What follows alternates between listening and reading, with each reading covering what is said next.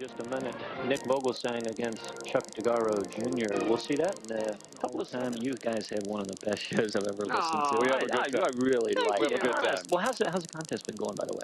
It's going terrific, but you know, a lot of people start calling at 5:30 in the morning saying, what's the name of the song I should listen for? I wrote it down, but I lost it in my kitchen, so you really have to, tape it on the fridge or something. Thanks, both of you, again. We'll see you next week, of course. Thanks for coming. All right. Thank you, Dave. We'll listen tomorrow morning for Louie Louie. And Nick Vogelgesang opens the match, as he is so apt to do, with a strike on the left-hand lane. Chuck Degaro needs to start the way he finished, and he'll be right in this match. But you just don't want to give away anything to Nick Vogelgesang.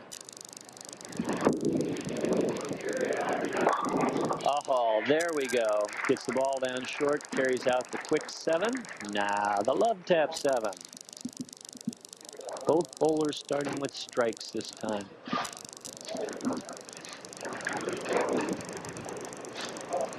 David, nobody can even imagine what kind of match this is going to be. Chuck extremely lined up, and of course, we all know Nick Vogelgesang. Well, you've taken the heat in other weeks for putting, quote-unquote, the hex on someone. I'll do it this week and start out to say that, glad I wasn't finished with my sentence yet, that anyone rolling a 300 game on the BPA King of TV Bowling will be able to drive away in a brand new Geo tracker provided by Jeff Weiler Auto Mall. What a fantastic. It's not going to be Nick this game, but we've still got a player. This is a 4-wheel drive. You will like it. Nick Vogelgesang, age 29, averaging 231. Check it out. He is the king, of course. His 26th TV appearance. And of course, Nick recently won the Super Bowl High Roller for a cool $100,000. A cool 100 grand it is.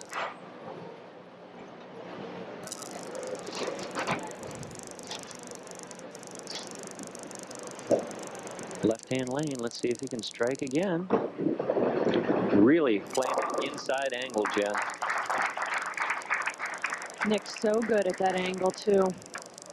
David, next week will be our Crossgate show, and among other people we have here today, many, many betting houses. We have Bo, and we have Dan, and I think we have Roger. And haven't seen Jerry yet, but he's probably in the crowd someplace. The betting house boys run tight ships all over the city. Chuck Degaro, right-hand lane, striking again. Starts out with the first 3. Chuck is running him out, Dave. You've gotta love that. Confidence is oozing, and he's running all over the place. They asked me to announce quickly the St. Patrick's Day Classic at Stones Lanes on March the 16th and 17th. It's the St. Patrick's Day Classic at Stones Lanes. A little bit more information. You can give them a call out there, and they'll give you all the details. I think I'm going to try that one because I think I get some handicap. Wait a minute. This man needs no handicap. He's striking at will. There's Bo Betting House, appreciative of that fine strike for a 4-bagger out of Chuck. Talking with Ken Dressman, of course, from Miller. He looks concerned. I don't think he understands that he doesn't have to pay for the car if we give it away. It's all right. Jeff's going to do that. Whoa, a totally errant shot that time out of Nick. Of course, last time he left the 4-6. Swung it a little extra wide. You see him making the hand motions like, well, wait a minute, I was going to go a little wider. It should have came back, and it didn't. He is confused on the right-hand lane at this point. There's an experimental shot, and it went high. Might want to point out to the people too, Jen, I don't know if you do this or not, but when you flag the head pin and you're confused, at least I do. I want to use that next ball to try to figure out where I'm going to be. You have to. I think that's one of the smartest moves that you can make, especially if you leave something like a 5-pin. Yes. Left-hand lane is no problem for Nick. We'll see if he can get the right-hand lane next time he's up, but right now Nick Degaro is zeroed in on both the right and left lane with 4 strikes to open our championship match.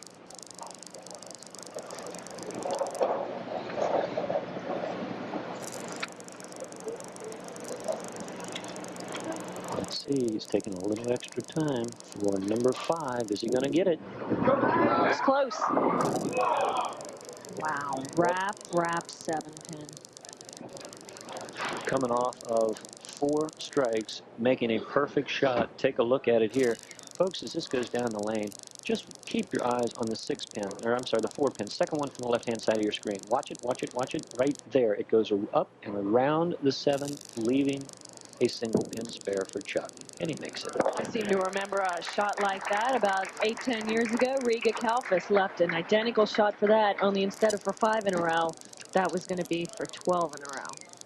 We almost gave that car away that day. Oof.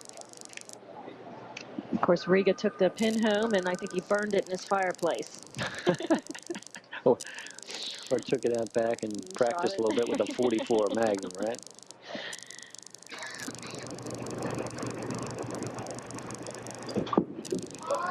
Can he get back on? No. Again, identical shot to the one in the 5th. He's going to need to start carrying, because we know one thing about Nick Vogelgesang. It doesn't take him very long to figure out the lanes.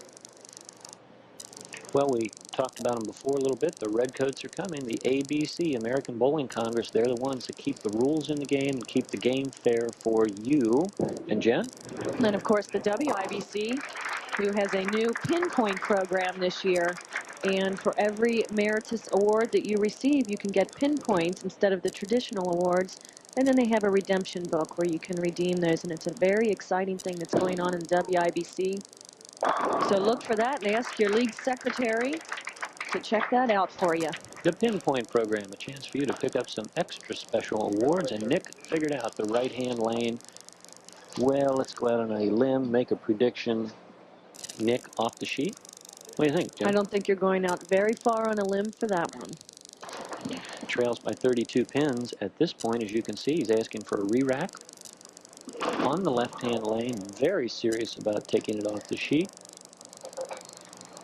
Again, checking pin placement for proper placement in each and every pin, because if one is off spot, he may not carry. Yep. Well, I don't know if he's going to strike the rest of the game, but he is going to carry.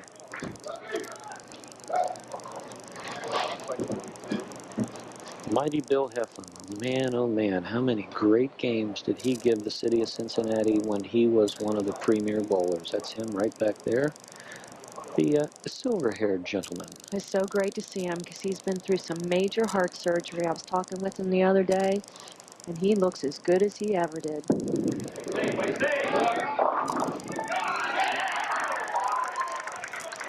A bad shot again, coming off his hand way, way too soon, but getting away with it with great direction. Watch it here, folks. It's going to hit the lane early, right at the line, but it generates the early roll. Head pin, center screen, going to go to the right, come off, whip into the 6-pin, and the 6-pin lazily falls out. 22 pins in the lead. Chuck Degaro, left-hand lane championship match. What else can happen? He can run away and hide. That's what could happen. We have seen a lot of strikes today. And a lot of strikes is what you're going to see from here on out, and it's because of releases like this. Beautiful rotation on the ball. Nick Vogelgesang's on the right-hand lane. His job is to strike off the sheet, which we've already predicted he will do, or at least be flush in the pocket. But it may not be enough. He's still 22 pins down at this point. Only 2 frames yet to go. At this point, Jen, as a competitor, you bowled some major, major tournaments. You're really trying to worry about your own game, but secretly inside you kind of look for that opening for the competitor to mess up. You have to, and I like to more so listen instead of looking, because it's too painful to watch if they do strap a strike on you. Or cave one in that they really didn't deserve. Exactly. You don't need to see that. Nick threw what appeared to be a great shot. Leaves the 10-pin cross lane. Nick's spare game is as good as any right now. The sheet tells the story of a man that is 23 pins in the lead with 2 frames to go, and right now he can play protective bowling, but you know what? I've never really endorsed that theory. If you've got a lead, go after it. I think one of the most crucial points is to watch your mark. Make sure you hit that mark. Get to the pocket. Getting a little kick that time. The crowd loves it. They're on his side, no doubt about it. The replay will show as good a shot as he can throw. The 1-2 pocket filled up. The ball goes through, carries out nicely. A quick love tap on the 7-pin. That all but puts it away, and Chuck likes it. Chuck has been one of our more physical players this year, and I don't mean by the way he throws the ball. He is running all over the place. Well, he's excited. It's good to see somebody have some fun out here. He wants to win. The King title is Chuck's for week number 5, ladies and gentlemen, and he has earned it, taking it away from one of our regulars, Nick Vogelgesang. Let's take a look at the winning strike. Chuck likes it. The pin action is the story, and then the body action. He is having fun, folks. And you can't shake a stick at the money he's going to win. $600 for being the king this week, plus a guaranteed at least second next week of $300. Almost $1,000 right here in this game. Well, we've seen some fantastic bowling, Jen, today, and it's a true testament to the talent of all the players that we've seen. And Nick, what do you think? Sure. Nick's going to hurry up and get out of here and head to our next qualifier. Get back on TV.